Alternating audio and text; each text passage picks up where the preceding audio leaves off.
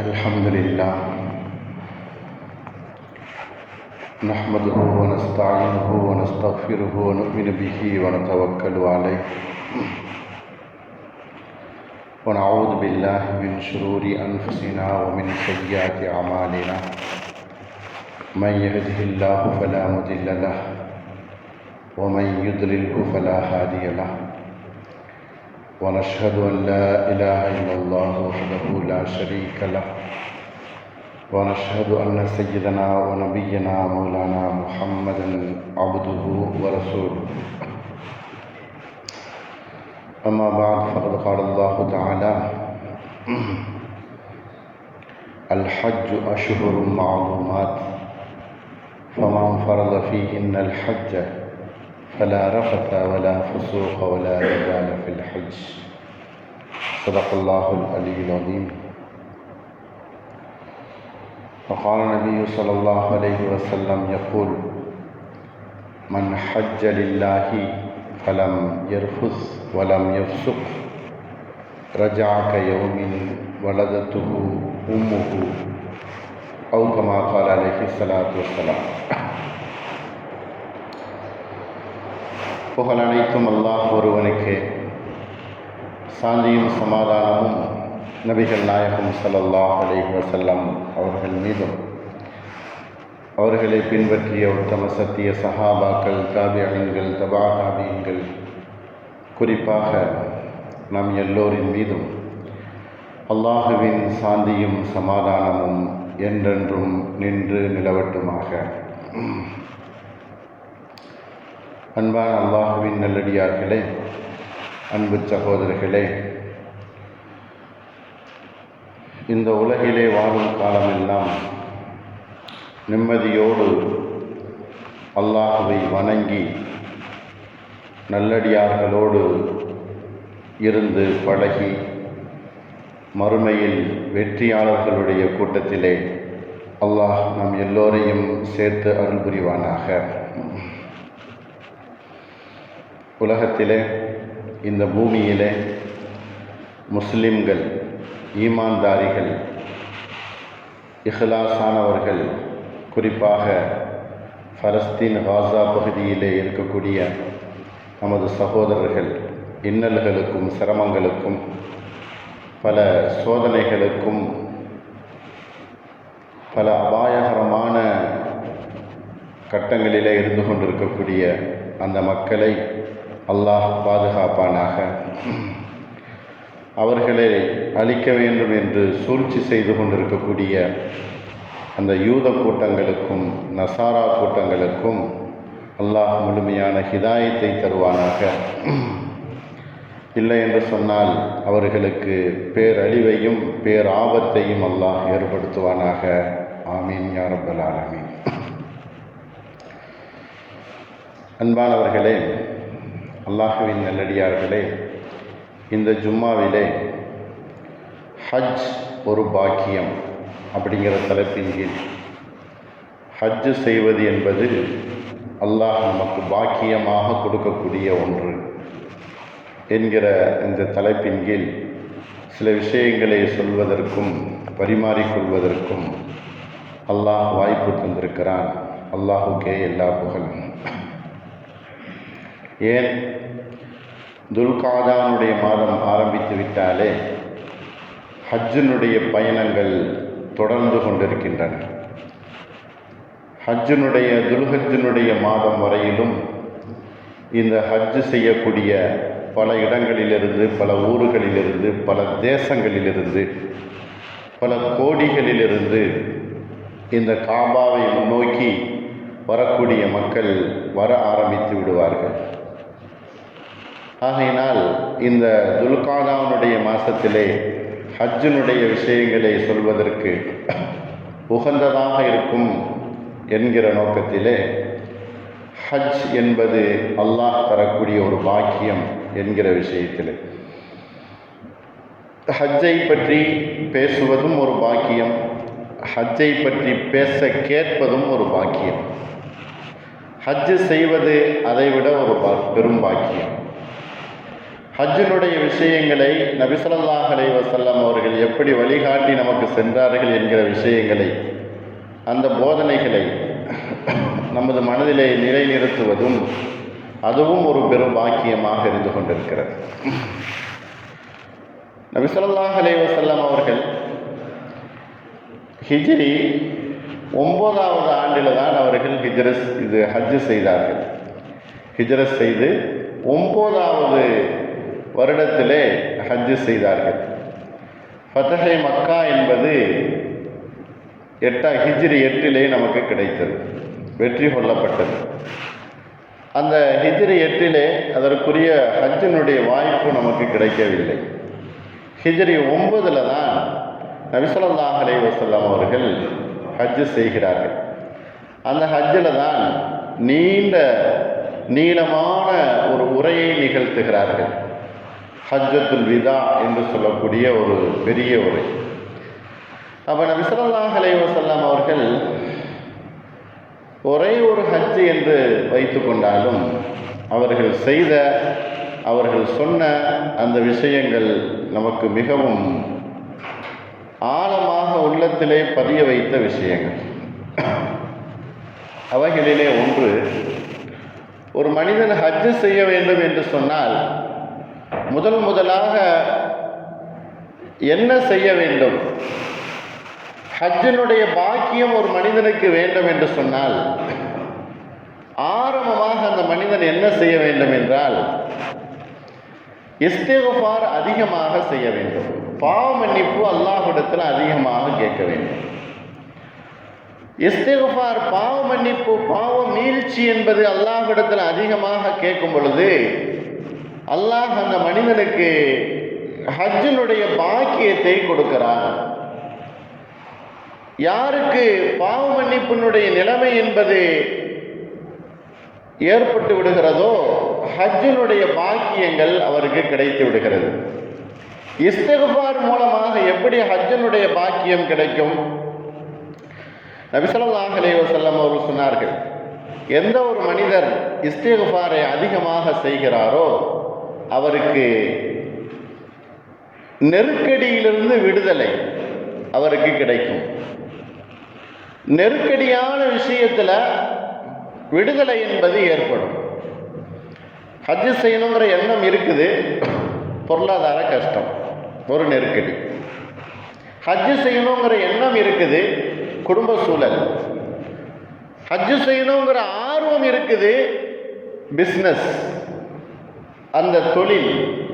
இதெல்லாம் அவரை சூழ்ந்து கொண்டு நெருக்கடியாக ஏற்படுத்தும். இதனால் அவருக்கு ஹஜ்ஜு செய்யக்கூடிய பாக்கியம் தள்ளிக்கொண்டே போகும், தாமதமாகும். இஸ்திக்ஃபார் செய்யும் பொழுது அல்லாஹ் அந்த நெருக்கடிகளை போக்குகிறான், அந்த தடைகளை எல்லாம் நீக்குகிறான். அவருக்கு அந்த வழி, நேரான வழி கிடைக்கிறது. சௌகரியமாக ஹஜ்ஜு செய்யக்கூடிய வாய்ப்பு அவருக்கு கிடைக்கிறது. இஸ்திக்ஃபார் செய்வதன் மூலமாக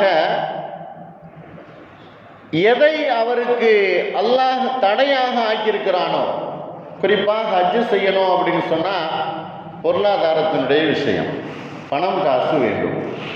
இவ்வளோ தூரம் பயணம் செய்வதற்கு இன்றைக்கெல்லாம் பணம் என்பது ஹஜ்ஜுக்கு சர்வசாதாரணமாக ஆகிவிட்டது. 12 லட்சம் ரூபாய், 13 லட்சம் ரூபாய் ஹஜ்ஜு கமிட்டியில் போனோம் அப்படின்னு சொன்னால் 5 லட்சம் ரூபாய்க்கு குறைவில்லாமல் கட்டணும். அந்த அளவுக்கு இன்றைக்கு காசு பணம் என்பது அவசியமாக ஆகிடுச்சு. இஸ்திக்ஃபார் ஒரு மனிதன் செய்யும் பொழுது அறியாத புறத்திலிருந்து அல்லாஹ் உதவிகளை செய்கிறான். ஹைது லா யஹ்தசிப், அவர் அறிந்திருக்க மாட்டார், உதவிகள் வரும், அதன் மூலமாக அவர் ஹஜ்ஜு செய்வார். அப்ப நெருக்கடிகள் நீங்குகிறது, இஸ்திக்ஃபார் மூலமாக அல்லாஹ்வுடைய உதவி கிடைக்கிறது. இந்த இரண்டுக்கும் இஸ்திக்ஃபார் என்பது அவசியமாக ஆகிறது. சாதாரணமாக இஸ்திக்ஃபார் என்பது அஸ்தக்ஃபிருல்லாஹ், அஸ்தக்ஃபிருல்லாஹல் அஸீம், பாவ மன்னிப்பினுடைய மீழ்ச்சி.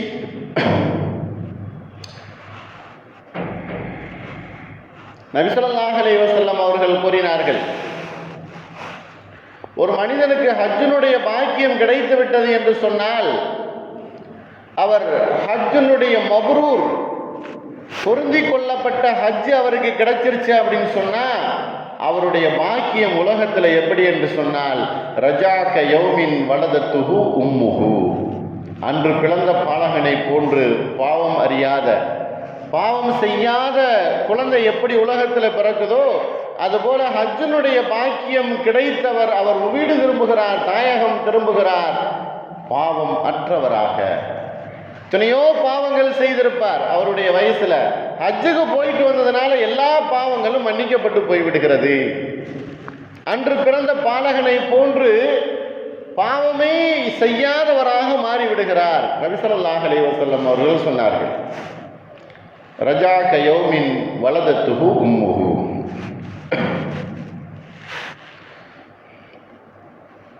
வலில் ஹஜ்ஜில் மபரூரி,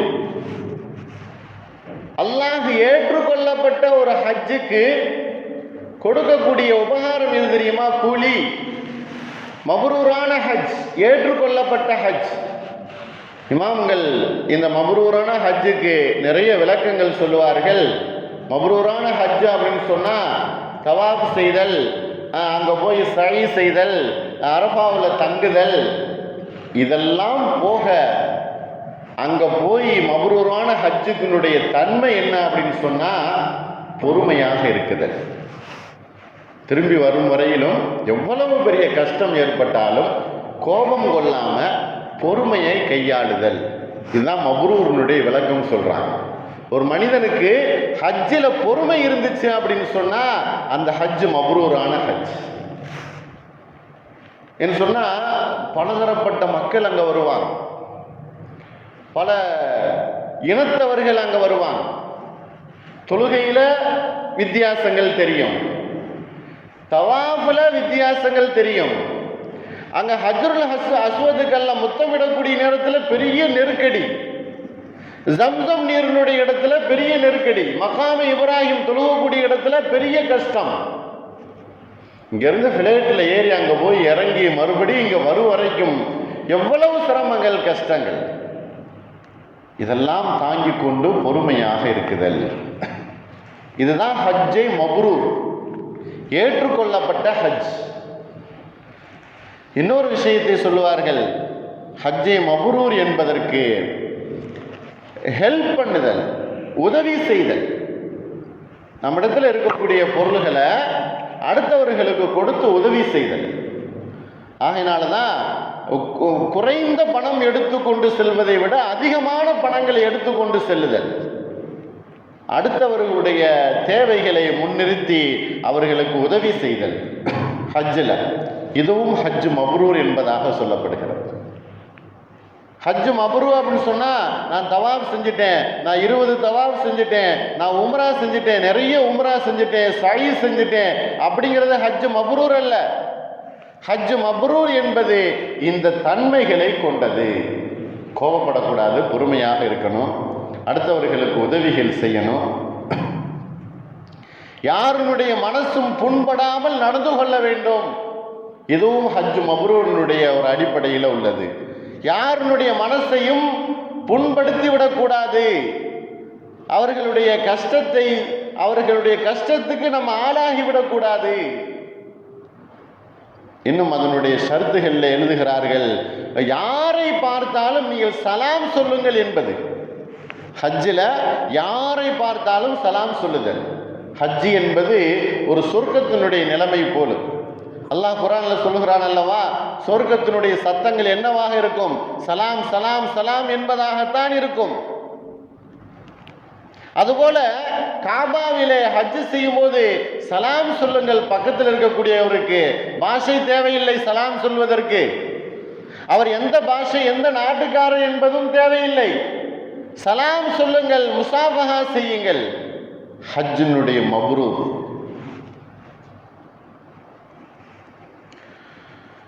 நபி ஸல்லல்லாஹு அலைஹி வஸல்லம் அவர்கள் சொன்னார்கள், ஹஜ்ஜை மப்ரூருக்கு கிடைக்கக்கூடிய கூலி என்ன தெரியுமா? லஹு ஜஸாஉன் இல்லல் ஜன்னah, சொர்க்கத்தை தவிர வேறொன்றும் இல்லை.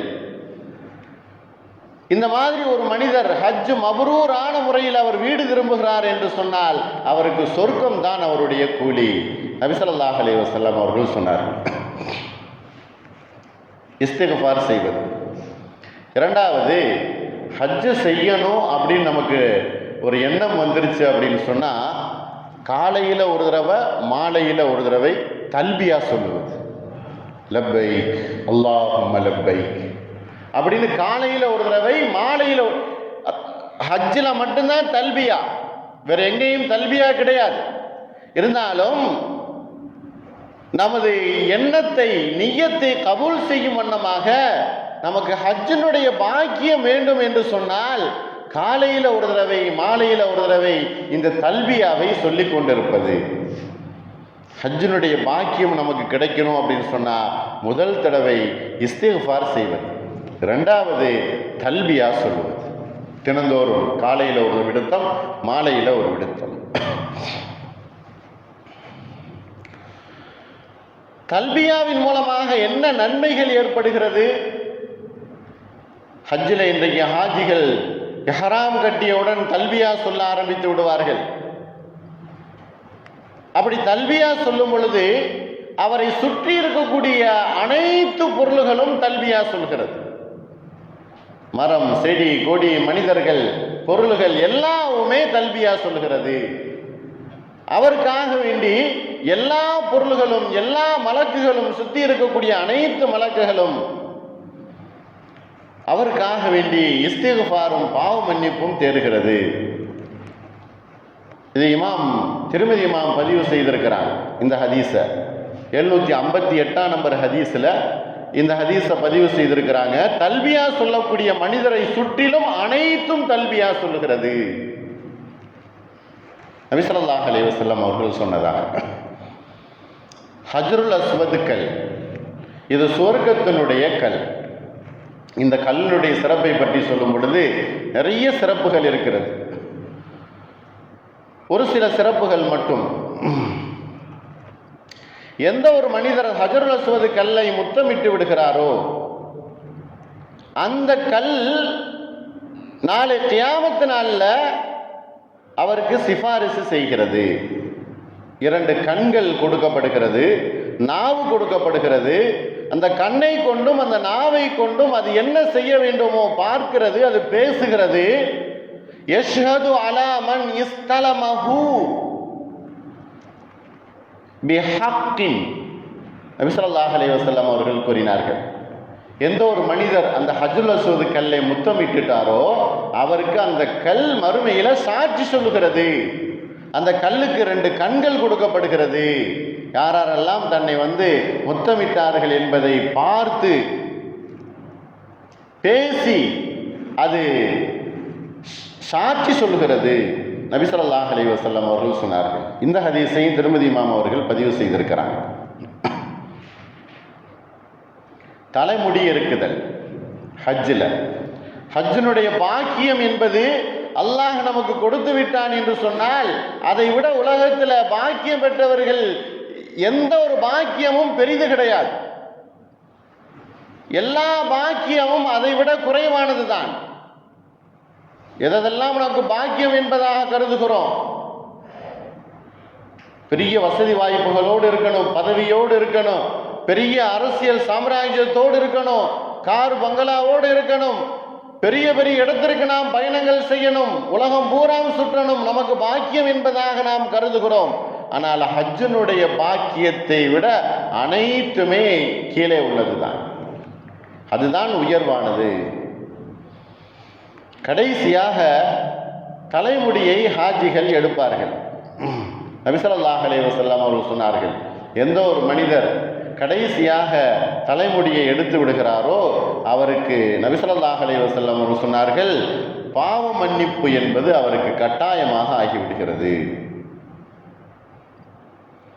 இன்னும் அந்த ஹதீஸினுடைய தொடரில் நபி ஸல்லல்லாஹு அலைஹி வஸல்லம் அவர்கள் அல்லாஹ்விடத்தில் யாரெல்லாம் தலைமுடியை எடுத்து விடுகிறார்களோ யா அல்லாஹ் அவர்களுடைய பாவங்களை எல்லாம் மன்னித்துடு அப்படின்னு நபி ஸல்லல்லாஹு அலைஹி வஸல்லம் அவர்கள் துஆ செய்திருக்கிறார்கள். இது ஹஜ்ஜில் நாம் செய்யக்கூடிய காரியங்களில் பெரும் பாக்கியம். ஜம்ஜம் நீர், ஜம்சம் தண்ணீரை ஒரு மனிதர் குடித்துவிட்டு அந்த இடத்துல அந்த நேரத்தில் எந்த ஒரு மனிதர் துவா செய்கிறாரோ அந்த துவா உடனடியாக கபூல் செய்யப்படுகிறது, கபூல் ஆகிறது, ஏற்றுக்கொள்ளப்படுகிறது. நபி ஸல்லல்லாஹு அலைஹி வஸல்லம் அவர்கள் சொன்னார்கள், ஐயாமுல் ஜாஹிலியத்தில் காபாவில் பல சிலைகளை கொண்டு வந்து வைத்திருந்தாங்க.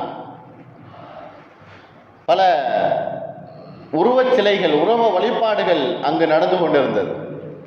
ஃபதஹே மக்காவுக்கு முன்னால், ஹிஜ்ரி 8க்கு முன்னால் வரையிலையும் அந்த காபாவுடைய நிலைமை எப்படி இருந்தது தெரியுமா?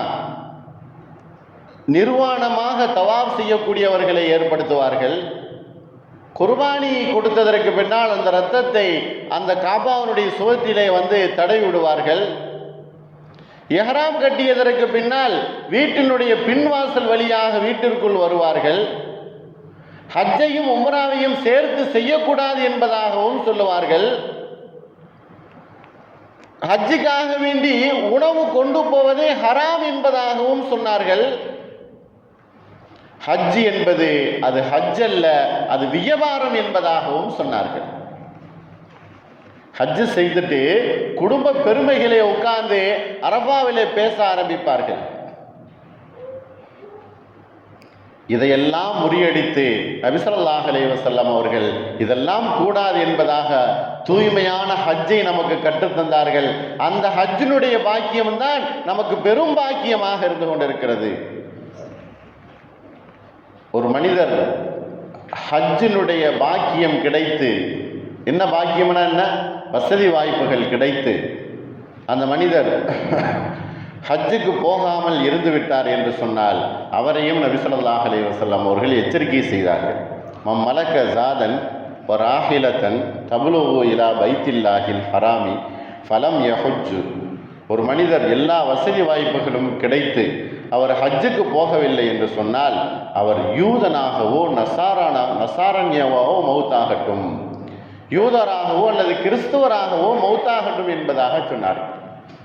வசதி வாய்ப்புகள் கிடைக்க பெற்று அல்லாஹ் வசதி வாய்ப்புகளை கொடுத்ததற்கு பின்னாலும் ஹஜ்ஜினுடைய எண்ணம் வராமல், ஹஜ்ஜு செய்யணுங்கிற ஆர்வம் பிறக்காமல், அதற்குரிய முயற்சிகளை செய்யாமல் இருந்தோம் அப்படின்னு சொன்னால் பெரும் நஷ்டவாளி, மிகப்பெரிய நமக்கு கைசேதமுடையவர். உலகத்தில் இன்னும் யூதர்களாகவோ அல்லது கிறிஸ்தவர்களாகவோ மரணிக்கக்கூடிய வாய்ப்புகள் உண்டாகிறது. ஆகையினால் எப்பொழுது நமக்கு அந்த வாய்ப்பு கிடைக்குமோ அந்த வாய்ப்பை நாம் முழுமையாக பயன்படுத்தி கொள்ள வேண்டும். ஹஜ்ஜு செய்வதற்கு காலங்கள் இல்லை. இன்னும் ஆரோக்கியமான நேரத்தில், நல்ல உடல் திடகாத்திரத்தோடு இருக்கக்கூடிய அந்த நேரத்தில் ஹஜ்ஜினுடைய காரியங்களை நிறைவேற்றணும் அப்படிங்கிற எண்ணம் வேண்டும். சொன்னால் ஹஜ்ஜுக்கு போயிட்டோம் அப்படின்னு சொன்னால் ஒரு ஆரோக்கியம் வேண்டும். நீண்ட தூரம் தவாப் செய்யணும், நீண்ட தூரம் சஅய் செய்யணும், அரஃபாவில் தங்கணும், நடக்கணும், இதுக்கெல்லாம் வேண்டும் என்று சொன்னால் நல்ல ஆரோக்கியமாக இருக்கும்போது வாலிபத்திலேயே ஹஜ்ஜு செய்யணும். வாலிபத்திலேயே ஹஜ்ஜினுடைய காரியங்களை நாம் நிறைவு செய்ய வேண்டும். ஒரு தடவை பல தடவை எத்தனை ஹஜ்ஜு வேண்டாலும் செய்யலாம். ஆனால் ஆரோக்கியமான நாட்களிலே ஹஜ்ஜினுடைய காரியங்களை நாம் நிறைவேற்ற வேண்டும்.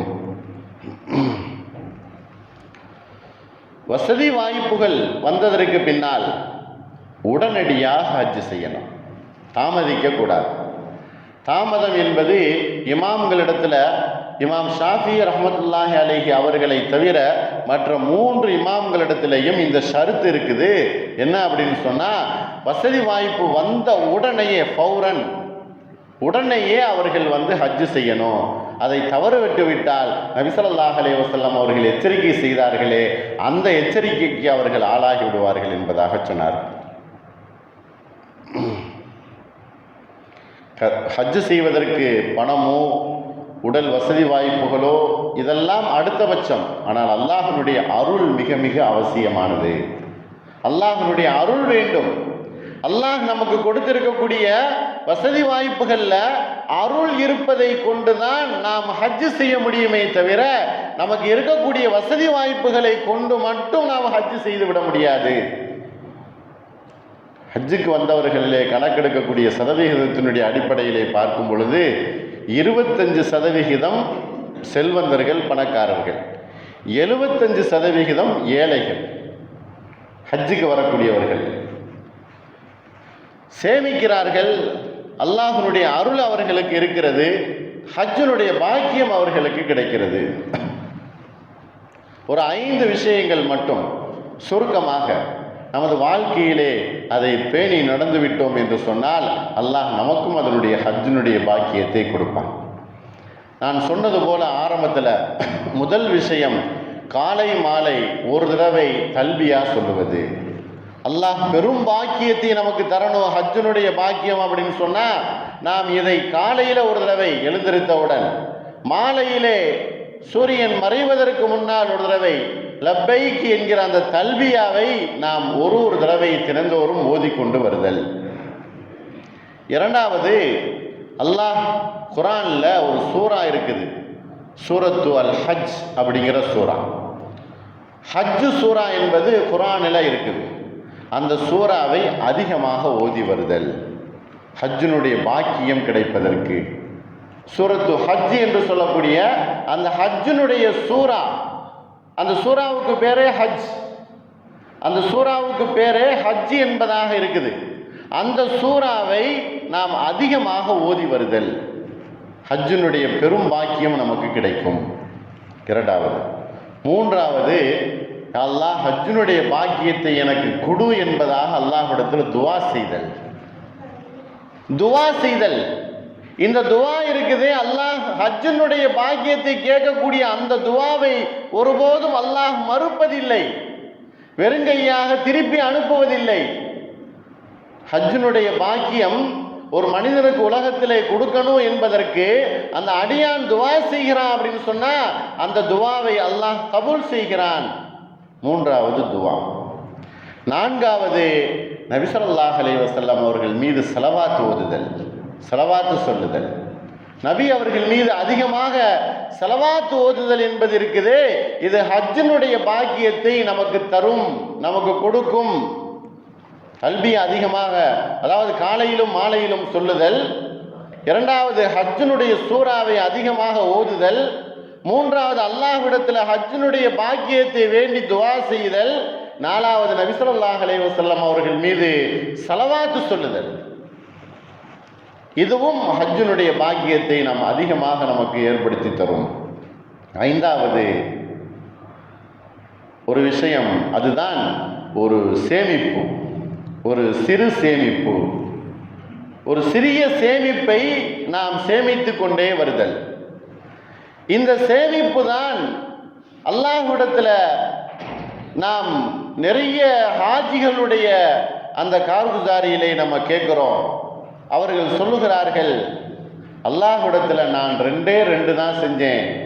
ஒன்று, இந்த சேமித்து வரக்கூடிய இந்த பணத்தை வைத்து, யா அல்லாஹ் முடிந்த அளவு நான் சேமித்து வருகிறேன், இந்த பணத்தை கொண்டு, இந்த காசு பணத்தை கொண்டு எனக்கு அந்த ஹஜ்ஜினுடைய வாய்ப்பை கொடு அப்படின்னு முன்னிறுத்தி அல்லாஹ்விடத்திலே துவா செய்தல் என்னை ஹஜ்ஜு கொண்டு வந்து சேர்த்தது என்பதாக எத்தனையோ ஹாஜிகள் சொல்லுகிறார். ஒரு சிறு சேமிப்பு நமக்கு அவசியமாக இருக்கிறது. சேமிப்பே இல்லாமல், முயற்சியே இல்லாமல், வெறும் துவாவை மட்டும் கொண்டு நாம் என்ன செய்ய முடியும்? அல்லாஹ் நமக்கு பாக்கியத்தையும் அருளையும் கொடுத்துருவான். ஆனால் சேமிப்பு வேண்டுமே, ஒரு சிறு முயற்சி. அந்த முயற்சி தான் சேமிப்பு என்பது. ஹஜ்ஜினுடைய பாக்கியத்தை ஒரு மனிதர் உலகத்தில் பெற்றுவிட்டார் என்று சொன்னால் எல்லா பாவங்களையும் அவர் அழிக்கப்பட்டவராக, மன்னிக்கப்பட்டவராக அவர் வீடு திரும்புகிறார்.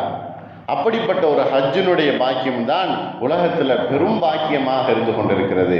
இன்றைக்கு ஹாஜிகள் நிறைய அவரவர்களுடைய ஊர்களிலிருந்து, நாடுகளிலிருந்து அந்த காபாவை முன்னோக்கி வந்து கொண்டிருக்கிறார்கள். இந்தியாவிலிருந்தும் நிறைய ஹாஜிகள் சென்று கொண்டிருக்கிறார்கள். ஆகையினால் இந்த பாக்கியம் நமக்கும் கிடைக்க வேண்டும்.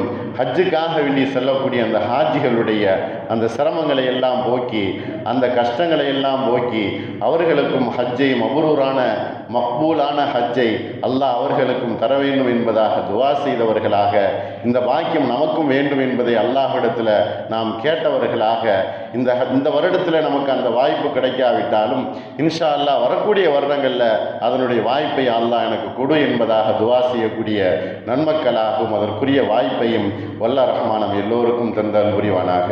வாஹிர் தாவானான் அல்ஹம்துலில்லாஹி ரப்பில் ஆலமீன். அஸ்ஸலாமு அலைக்கும் வரஹ்மத்துல்லாஹி வபரகாத்துஹு.